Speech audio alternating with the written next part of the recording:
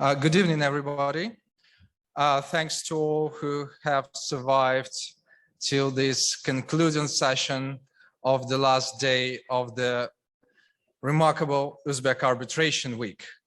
And we have a great pleasure and great honor to have a very, very distinguished guest, albeit online, but that's the current reality. And hopefully it's the best way actually to have such a celebratory conclusion. And if I may, I will still just a couple of more minutes because I cannot omit properly presenting our guest today, although she requires no presentation among the arbitration community. So we have today as a speaker Carolyn Lamm. She's a partner at White & Case, Washington, D.C., and she is called the firm's most famous names, one of the most famous firm's names in arbitration. She advises clients on matters connected with ICSID arbitration and additional facility arbitrations and international commercial arbitrations as well.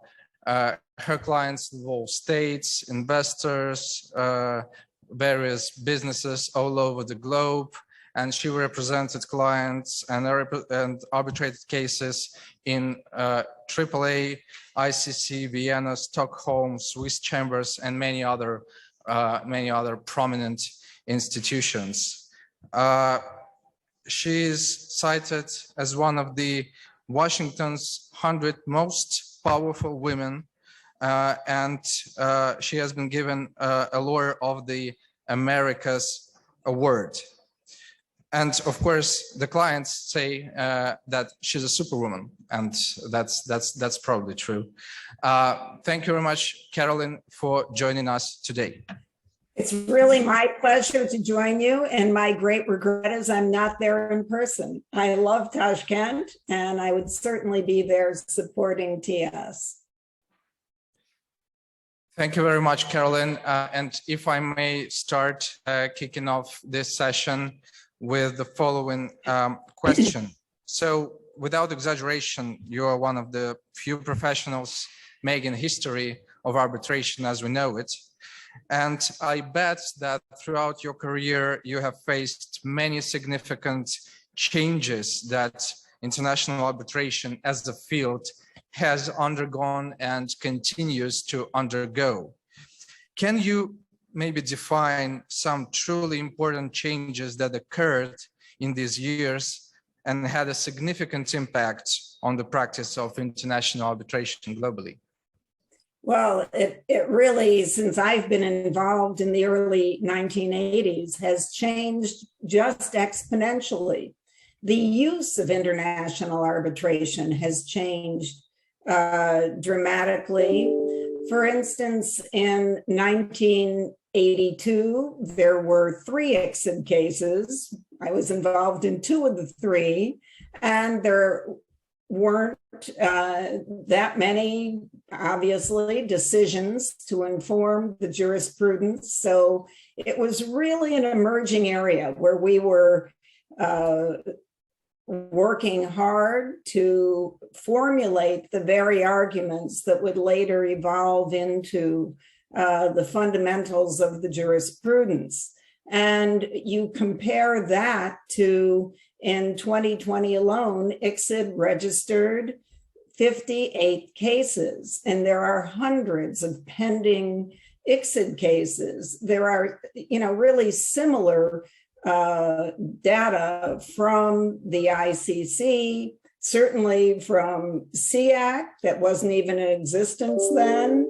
All of the arbitral institutions have really expanded and grown.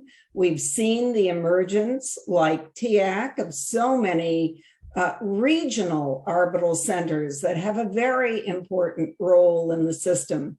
So not only are there more cases, there are more centers, there's more jurisprudence, there are more practitioners, more experienced people, certainly, to serve as arbitrators. And we've seen the institutions really promoting women, minority arbitrators, and regionally diverse arbitrators, which is very important to have on tribunals.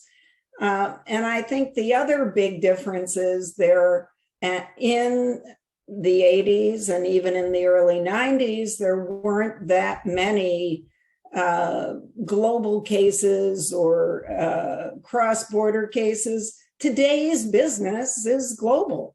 On any big infrastructure project, any huge financing, you really do have so many cross-border participants that a solution cannot be a national court where there is an exposure to bias, and that's whether you're in the US or whether you're in wherever. The international investors, international financial institutions have confidence in the international arbitral system, and we must all be vigilant to retain the confidence and respect. Thank you, Carolyn. It looks like that we have chosen the right time, or even the best time, to be born and become arbitration practitioners. But still, connected to that question, as an active, very active member of the arbitration community, maybe you can tell that there is a number of problems that our community is resolving, is in the process of resolving. And we will turn to some of them a bit later today. But do you think you can name at least one problem that we as a community have already resolved? Well, you know, I was thinking about that, and I don't know that we've finally resolved any problem. What I do know is we've made progress, and that may be the best, and we have to keep attending to problems and doing our best to reach a resolution, but certainly improved gender balance, I think, is exceedingly important, both in the profession, among the advocates, and among the arbitrators. And if you look at the work of the task force that I chaired, there's the report of the Cross-Institutional Task Force on Gender Balance.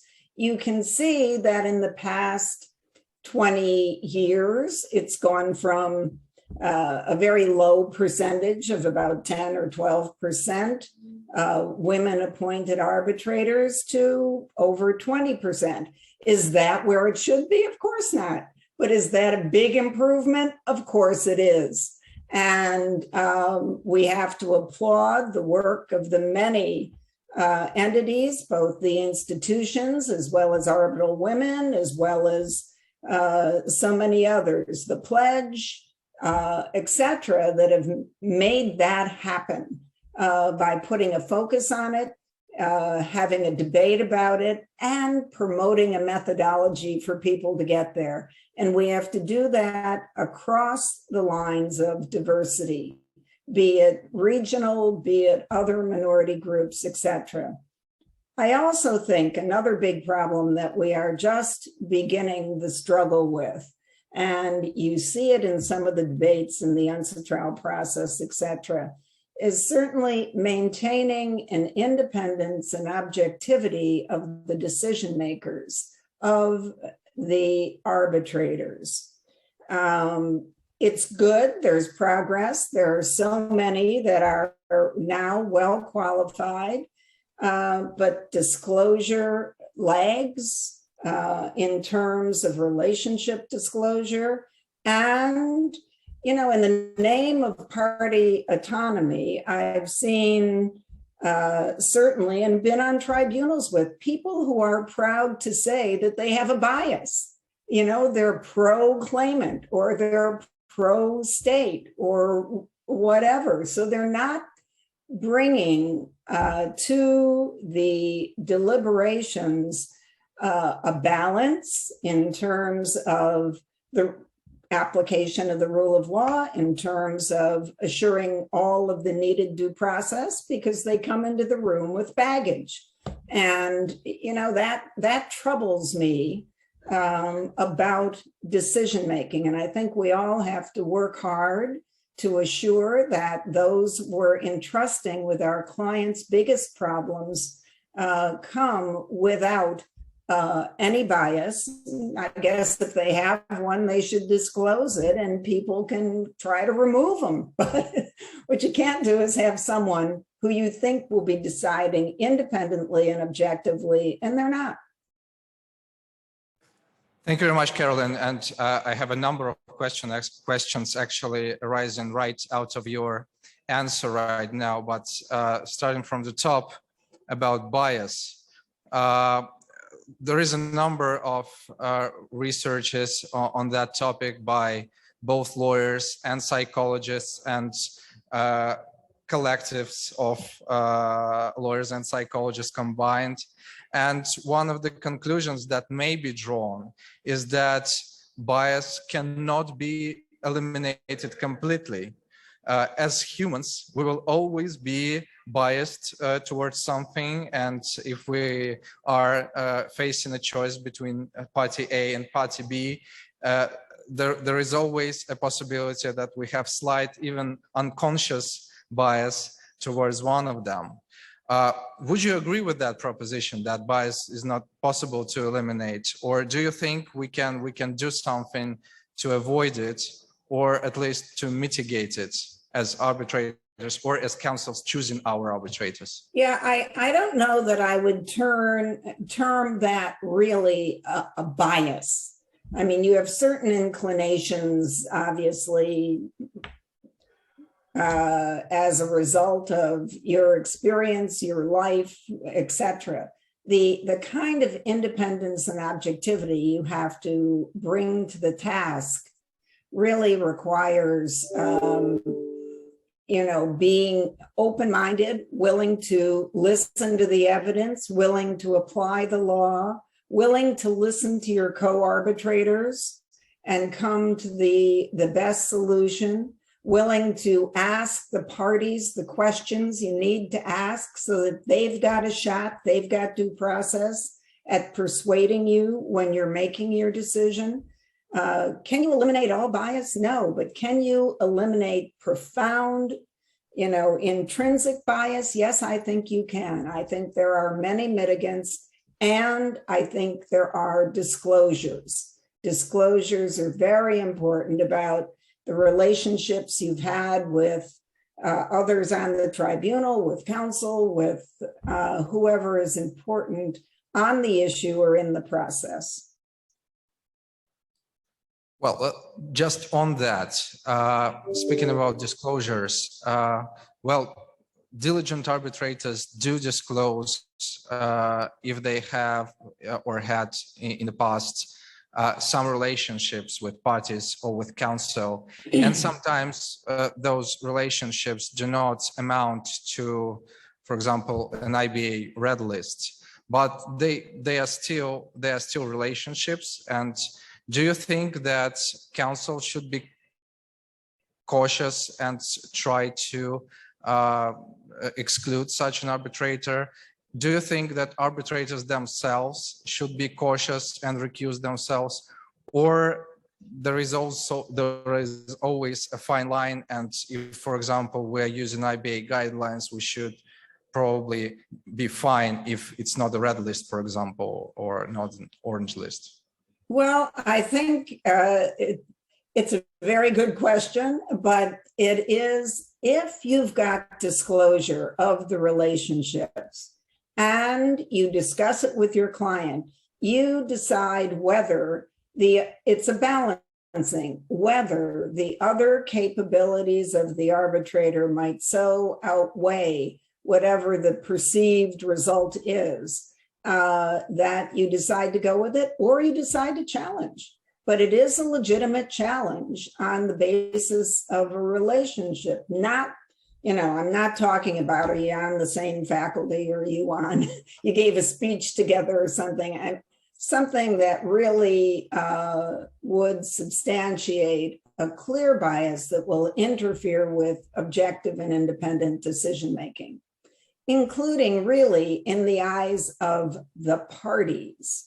And there's a recent International Court of Human Rights case, BEG, and in that case, they examined the issue and said in a very clear way that, of course, there has to be confidence of the parties in the system. If there is an appearance of bias, that's got to be considered. Right, yeah, that's not an easy question indeed, and probably we should, of course, address it on a case-by-case basis. But these are very valuable thoughts. So thank you. Going back to the diversity issue, and we actually had two remarkable sessions today touching upon the topic of diversity, and we can gladly say that Tashkent International Arbitration Center is one of the institutions that is on the forefront of promoting diversity, including gender diversity, of course, and age diversity and other types of it. And you have mentioned that, of course, we have a long way to go, but a significant progress has already been made. But I wanted to ask you two questions. And the first one is, what else, apart from what is already being done, what else do you think we can do to facilitate this improvement? Because the process is improving, but if we wanted to go faster than that, what reasonable measures we can take? You know, it's a difficult question because you have to inspire confidence in parties, in council, to select women or minority population members or people from different regions, certainly than always Europe or even the US. You really have to get to Central Asia, to Asia, to Latin America, etc. And in the task force report that I mentioned, we do have roadmaps that we've developed suggesting methods for people to follow to promote their reputations, to network, to become known and trusted so that they're selected. And that's an important dimension. We actually, in a new one that's coming out, we've had a survey of 50 of the most prominent diverse arbitrators and asked, how'd you get there? How did you do it? And we write about all of those things so that it is really known what path young TS can follow or young ICA can follow or whatever, so that people can work themselves into the system and the profession and be selected. But it really is a lot of reputation building, contact building, and a lot of thought leadership on the part of the institutions. And conferences like this, letting everyone know how important it is to include a diverse name on the list of those you're debating. You don't always make the selection, but it's important to get the names on and begin considering. You might not do it in that very one, you might do it in the next one, but you've got to keep pushing. Right, yes, that's of course, absolutely right. But the question becomes a bit trickier from the council's perspective, isn't it? For example, if I need to make a choice of an arbitrator for my client, of course, I would rely on my or my colleagues' experience. I will, of course, make the necessary research and try to choose an arbitrator that fits. But do you think, if for example, I have a male candidate that fits absolutely perfectly, do you think as counsel, I should also make additional effort to find a fit female candidate so that diversity could be promoted better from this perspective as well? Well, that's where, as they say, the rubber meets the road. Of course, it's important to do the research and find appropriate candidates. And it's not always an easy task, but there are so many that are really well qualified now that you can think about. You know, the ultimate selection has to be who you think is going to be the very best in a particular case. But we start step by step by considering diverse candidates, relying on diverse candidates, and then seeing the success on tribunals of diverse candidates. So you can see what you're missing by not selecting a diverse candidate. And many times, if you look at the statistics, a lot of the appointments are coming from the institutions. That's where you see the uptick in the numbers. And because the institutions have really gotten behind the concept. So you're now going to have a few years of people being able to demonstrate themselves and what they can do. So you've got a better record to make a decision on the basis of. It's interesting where the real lag in the data is, our co-arbitrator appointments and party appointments. They're below the average, certainly, of the institutional appointments. Yes, I think you're absolutely right. And even if we look at a great amount of research that has already been done in the sphere of business, there's direct evidence that diversity actually helps businesses to grow, to make greater revenues, and so on. So probably we should educate ourselves, because it will also be the case for arbitration. Well, and I may have a bias here, but my observation is on a tribunal that's diverse, I think the deliberations are very good. I think you bring different perspectives, of course, because you have different life experience to the decision-making process. I think it's a better process. Yeah, true. Thank you very much, Carolyn. And before I turn to another topic, I just want to encourage our audience, both here on the ground in Tashkent and online, to ask your questions, and we will be happy, of course, to translate them to Carolyn. In the meantime, I want to stop torturing you with difficult dilemmas and ask about your very interesting experience. So it's well known that during your career as counsel, you have been involved in major investment arbitrations, and you acted for numerous states. But if I'm not mistaken, you predominantly represent states rather than investors. But correct me if I'm wrong. If that's right, has it been your preference from the outset, or has it just happened this way historically? How it turned out? Well, I don't only represent states. I like states. I started as a young lawyer at the U.S. Justice Department arguing for the United States. So I knew well sovereign immunity issues and other issues that translate pretty easily into those that you argue for any state. So that's how I grew up in the law, so to speak.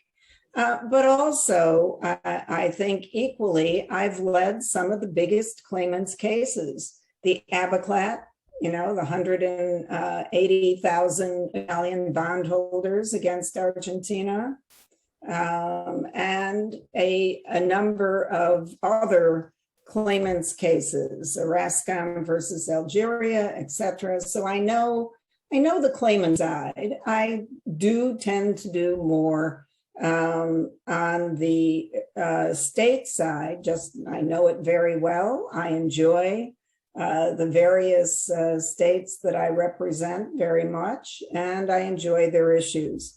And I think, it really is educational to represent very different states, because it really requires knowing, respecting, and appreciating the political situation that differs from state to state, the legal culture, the culture of the people, really all aspects of life, so that you know the decision making and you can look into the facts that are needed to represent that state. And of course, my firm's connections, certainly in the days when I was growing up in the firm, they were doing a lot of debt restructuring for developing states, and I could go in and then meet some of the people and do some of the disputes. But that's really grown as well. But we all start where we have an open door, and then. But I've certainly gone on to do some others, and I enjoy both sides. Sure, that's what's interesting about our job. We can wear different hats, and sometimes it's very curious to be on one side or another. So indeed, you have represented many states, of course, Uzbekistan and other countries of Central Asia, Latin American countries, Indonesia, and many others. So putting aside various specific and complex legal issues that certainly occurred in those cases, were all these experiences largely similar for you, or did each state or region have certain specific features that impacted on how you chose to handle the case for a specific state? Well, it's a very complex question, shall we say. Cases are 80% facts, both if you're deciding them or you're building them. And so with respect to the development of the factual case, it just takes a tremendous amount of effort, no matter who you're representing. You have to develop the witnesses, get the contemporaneous evidence, review it, understand it, work with the teams from in the state as well as your own teams. And while I can say there's a great similarity in the law, because you generally in today's world, in the post-1980s cases, have in an IDS case a treaty, although you sometimes in an SDS case do have other than treaties, but most of the time a treaty and a treaty clause, and there tends to be a similarity for those signed by a particular state, not necessarily across state lines, because there are often variations. But in commercial disputes, the contracts differ. So they are even more different. And the applicable law is usually different. So you don't have as much international law, you have more national law on contracts, etc. So a long way of saying is each is its own situation. Of course, having represented Uzbekistan, for instance, in a number of cases, I do know the legal system, the culture, the communities, the political system, and all of that informs how you develop a case and how you view the facts that you're testing before you bring them to the tribunal. But the same, you really need to understand the state you're representing. And that's important no matter what state it is. I work with currently Russia, as well as a variety of some Middle Eastern states, and each is very different. Thank you very much, Carolyn. I think your answer is an illustration of how complex and, of course, interesting investment arbitration is. At the same time, probably, as in every complex matter, there are various controversies, different views within the investment arbitration communities. And to some extent, there is even demand from some of the users for a change. Some say about crises in investment arbitration. What is your take on that? Do you think there is a crisis really, or is it something different? You know, I'm not sure I agree that there is a crisis. I do agree that there are a variety of voices, some from NGOs that would like greater participation, some from other users. And I think when there are those voices, you always have to understand, listen to them, and examine. And if there are things that really need to be changed, we should think about the best way to change them.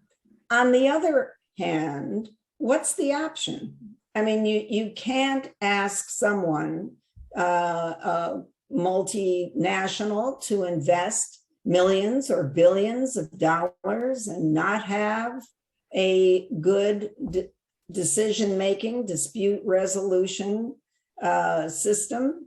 It's absolutely necessary for global business. So there's no way to do without it.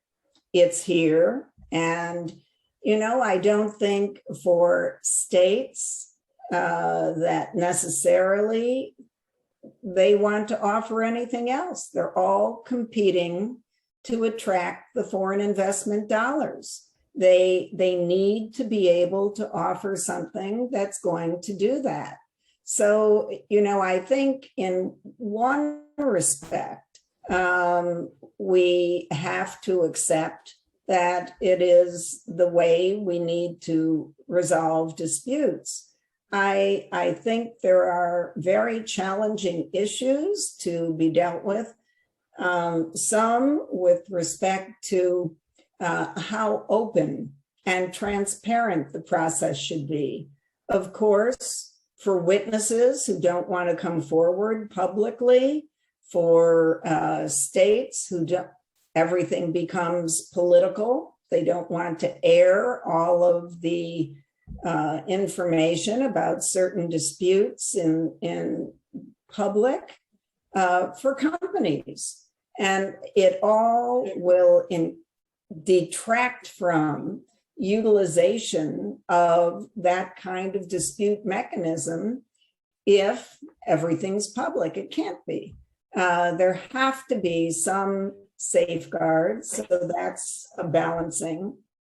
Certainly in terms of decision makers, you know, previously I mentioned a bias issue. I don't think it's only at all in investor-state arbitration. I think it's something that we need to come to grips with in almost any arbitration. And I don't favor the creation of an arbitration court. I don't think that's the solution, because you have to think about you're not going to have all unbiased people just because they're sitting on a court. And you're not going to have all people who will consider the best for investors or for states when they're all appointed by certain states. I mean, it is a tremendously complex and challenging area to find a solution that one size fits all. So do I agree there should be an examination of the issues in some way to find an approach? Yes, but at the end of the day, we need to find the system that will give parties a way to resolve the disputes, applying a rule of law and assuring due process. Right. So, and following from that, how would you assess the progress that has so far been made in the field of the reform of the ISDS that is promoted by UzAW? Do you think that there is significant progress? Do you think we are moving in the right direction? I think they've certainly highlighted some issues that we ought to address.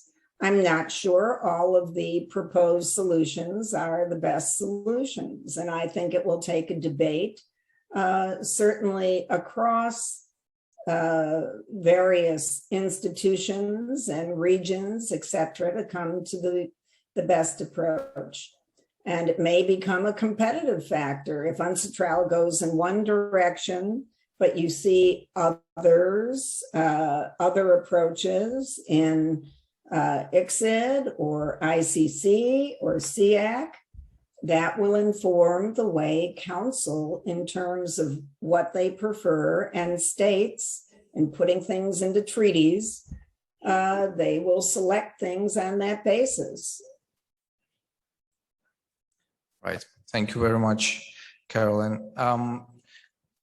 Now I want to turn to another topic and ask you a more personal question, maybe. So obviously you have you are one of the most esteemed counsels in the arbitration field, but you are also a very prominent investment commercial cases.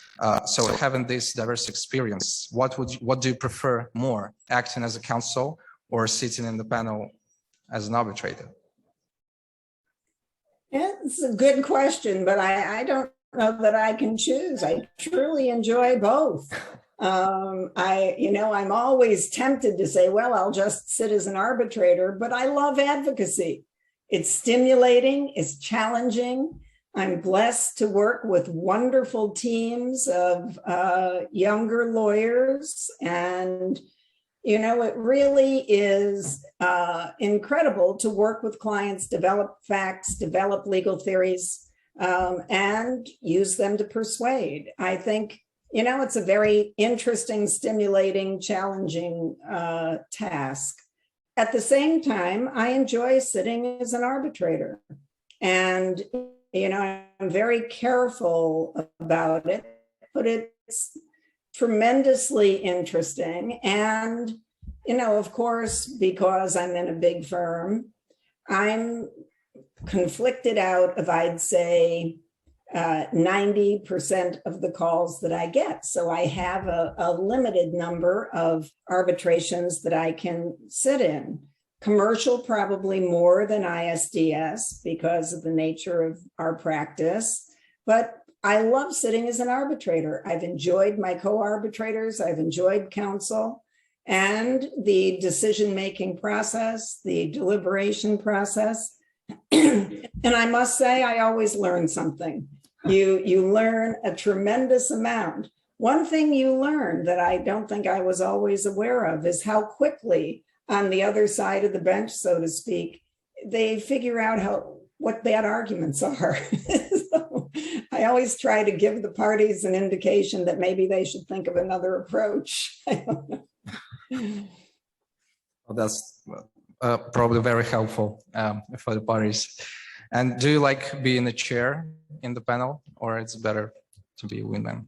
I do like being chair.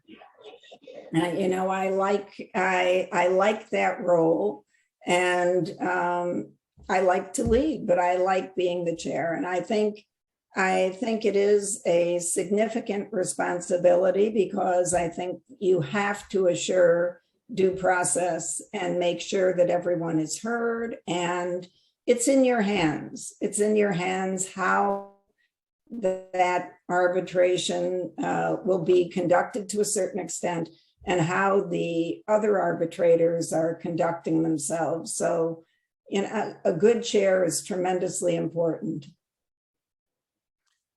Yes, I totally relate to that. If you have a good chair, you will have a good process, and otherwise it can all be ruined, of course, from the council's perspective. Yeah, thank you very much for this perspective. One other question that I was thrilled to ask you is about one of your very famous cases that you have advocated. This is EMCO Asia case, in which you secured an annulment, which was groundbreaking back then. I think, if I'm not mistaken, it was the second annulment in the whole history. I wanted to ask you, what do you think about the state of this institute, the annulment institute nowadays? Do you have any feedback on how it developed since EMCO Asia case? Well, number one, I think annulment is an exceedingly important part of the system. In ICSID, of course, it's self-contained, and you have the ad hoc committee that's appointed by the ICSID itself. But I think it's very important because it ensures, in my view, legitimacy and confidence in the system.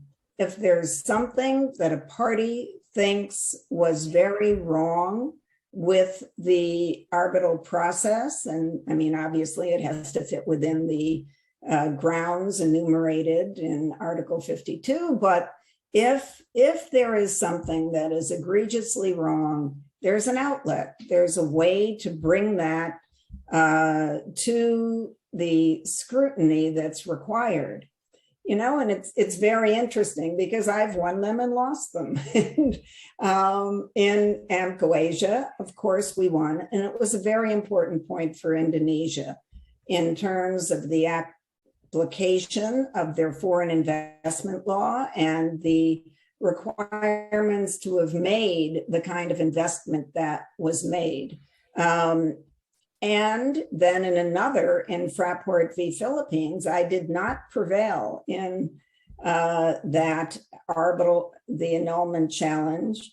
But ultimately, at the end of the day, we tried it again. So it was another 5 years of arbitral process, which is tedious, but the same result. There was a different process. Everyone was heard, but the same result. The case was dismissed for the same reasons that it was dismissed before the annulment proceeding. I think, though, annulments are important, or the potential for annulments, I think also, because I've been involved in many that are not in the ICSID process, that are in the national courts, because it's a set-aside challenge after an arbitral award in a commercial or in an investor state case. And obviously the standards are pretty much the same. It's usually the UnCITRAL model law standards, but the courts, as well as the ad hoc committees, to a certain extent, are guardians of the system. They really have the responsibility to assure that there wasn't bias on the tribunal, to assure that the law that there was not a manifest excess of power, to assure that the decision was a reasoned one, to assure that it was a legitimate process. And so the most egregious deficiencies can be weeded out in terms of the arbitral decision-making and process. So I think it's a very important function for the system. Is it the most efficient? Well, that's, to be debated, but it is a very important part of the system. Right. I couldn't agree more. Of course, when we talk about arbitration with litigators, and they often say that, well, it's absolutely awful that every award is final. In litigation, we have different stages where we can challenge, and with arbitration, it's so much harder to do that. So it's indeed very important that in such cases, investment cases are always very, very sensitive and very important for both parties. So it's great to have such a procedure. I've looked up some ICSID statistics, and since 1985, when Carolyn Lamm issued the first annulment, there have been only 6 full annulments and about 10 partial annulments out of several dozens of annulment applications. Do you think these are healthy figures, or do you think that there should be more, or to the opposite, less annulments in practice? Well, I think the comparison is, and you have to look at it, how many awards were coming out in the period when the annulments were issued. And I know there are statistics, I don't have a slide on it, but there are statistics. And when you compare at certain periods of time, there were greater percentages of annulments than there are today. And that's curious. I don't know if it's a function of the tribunals or the ad hoc committees that have been selected or the parties, but I find the number is low. Right. Well, a provocative question then. So although annulment is a very important remedy and it is an exceptional remedy with very high standards, do you think it can be abused? And do you think it is being abused by some of the parties? Do you mean by claiming it? By those who apply for annulment. Do you think it's possible to abuse that? Well, I mean, anyone can do anything for illegitimate means. You will suffer paying the costs of the annulment procedure if you do it. But I think I don't know that I've seen what I would refer to as frivolous annulments. I think that most that I've seen, and some of them aren't public. They're not public until you see the ultimate decision and someone decides to publish it. You can't assess the legitimacy of the challenge. But these are big, high stakes cases that involve states or big corporate projects and entities. And I really think that if someone is so dissatisfied that they decide to take a few more years of controversy and the expense of an annulment, there's a legitimate concern. And there was something wrong there that deserves a day in court, so to speak. So I do think that they are, by and large, legitimate challenges. I think with very good chairs, maybe you would see a greater, to the underlying arbitration, a greater satisfaction with the ultimate award. Those that are challenged on due process grounds concern me, or for failure to state reasons, or for bias, because you really feel something's gone very wrong with the process and somebody's got to look at it.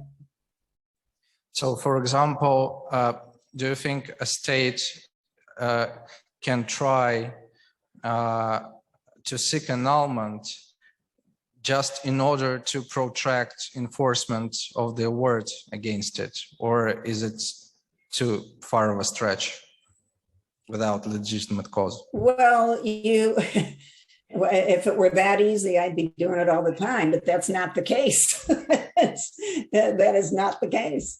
When you seek an annulment, unless you have a stay of the award, and that means someone either on the tribunal or in the court has to assess the legitimacy of the annulment to issue the stay of enforcement of the award. In a commercial context, without a state, they will also seek, obviously, the other side, a security for costs and a security for the award. So you can't just seek annulments if they are not legitimately informed.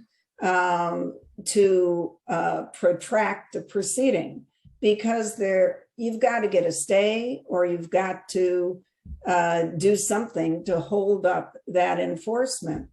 And that's not easy. You know, when it's a balancing test in the courts, if you're just a commercial party, in terms of probability of success on the merits is one of the factors. So if it's really frivolous, it's not going to do you much good. So I think, that is I don't agree that people bring annulment proceedings to protract a proceeding. They bring annulment proceedings because they are fundamentally distrustful of the process that brought them to the rendering of the award. Thank you very much, Carolyn. And don't think badly of me. I'm not considering any frivolous annulments right now. It was just out of interest.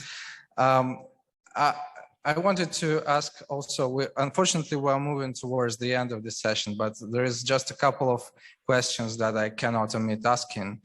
And the next one is caused by the fact that we are holding this interview during the Uzbek Arbitration Week under the auspices of Tashkent International Arbitration Center. And you are a member of the supervisory board of TIAC. At the same time, you have substantial experience with various arbitration institutions and arbitration organizations and associations. So from that experience, what advice can you give to young arbitration institutions like TIAC to evolve? Yeah, I think TIAC is of fundamental importance, and the launch of TIAC so far, I think, has been a great success, thanks to the efforts of Diana and the TIAC staff, but also to the passage of the new arbitration law in Uzbekistan, so that if you choose Tashkent as a center, there are some good legal protections, or alternatively, you can use TIAC arbitration for any dispute. And as there is more now developing Central Asian business, whether it's from Kazakhstan, Tajikistan, Turkmenistan, wherever, they can choose TIAC. And I think it offers a superb, in terms of the rules, in terms of the arbitration law, in terms of the available arbitrators, etc. It really provides a great resource regionally for dispute resolution. And they've done fantastic work in promoting young TIAC and in promoting arbitral appointments, ensuring transparency, really serving the parties well. And I have great confidence that as regional business develops and expands, TIAC will offer a great dispute resolution system that people can choose. I do think others will come, even Russian investors, US investors in Central Asia. It offers a great resource. Well, I can help myself asking one more question. So indeed, there is a number of institutions that are now developing in Central Asia, in Middle East and Southeast Asia. And we also have traditional arbitration institutions in the US and Western Europe. Do you think it's a competition, or do you think of it more as of complementary coexistence as between them? Well, I think in part the market is stratified, and for really big disputes, you're looking at not only the arbitral system, but in terms of CITES, the courts that are going to be hearing during the arbitration controversies or the enforcement issues, or, if it's commercial, which TIAC is largely commercial, maybe hearing the set-asides. And so I think courts and the development of skilled arbitration courts are competitive factors. And certainly the rules and the jurisprudence under the rules is important to develop, because then parties know what they're getting, so to speak. And when you're in an emerging situation, it's not as clear. But I think TIAC has started strong, started well, and much like, young arbitrators starting to build a reputation, they are building a reputation. And when they begin to have good outcomes, parties will choose. Excellent. Thank you. Thank you very much, Carolyn. I just want to ask whether we have any questions from our online audience. Kirsten, do we have any? Yes, thank you, Jan. We do have one question. If I may summarize, what are your views, Carolyn, on the use of international mediation as part of ADR for parties to save time and costs and to preserve business relationships? I think this question is particularly timeous, given the fact that in July 2021, this year, ICSID released a revised proposed mediation rules. And just this week, for Uzbek Arbitration Week, TIAC launched a new set of mediation rules. Carolyn, please. And there's a new, the Singapore Treaty on mediation. I think in certain disputes, mediation is an excellent alternative. The big controversies where you need a decision maker to evaluate the evidence and apply the law, that's not mediation. In mediation, you have someone who's going to work with the parties to come to a resolution.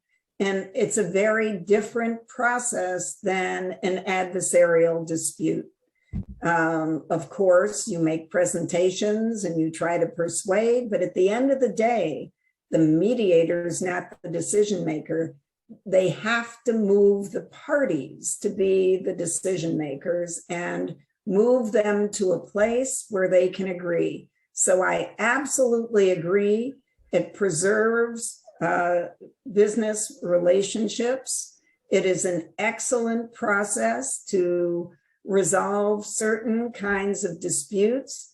But if the dispute requires third-party decision-making, that's not mediation. I always look at it as an interim step. You can have and try to have negotiations. If they fail, you can try to have mediation. If it fails, then you go to arbitration. But arbitration is bringing in a third-party decision maker who's going to pronounce something in your dispute. And it's very much an adversarial process. It's different. I think it's good. Mediation is great if you can solve your problem. Thank you, Carolyn. Over back to you, Jan. Thank you, Kirsten.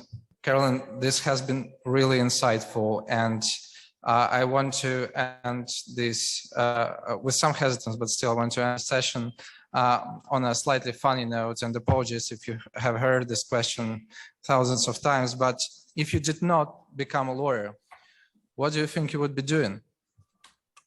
Oh, I'd probably be in the Senate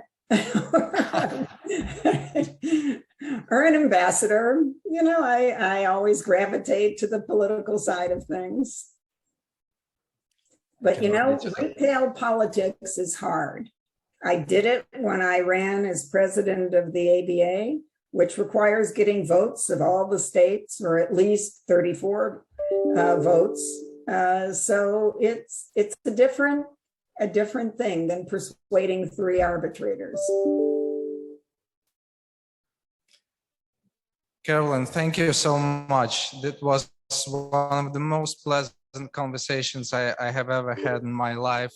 And I'm absolutely sure that all our audience is thrilled, and we will definitely have a recording of that, so many of other practitioners will be able to see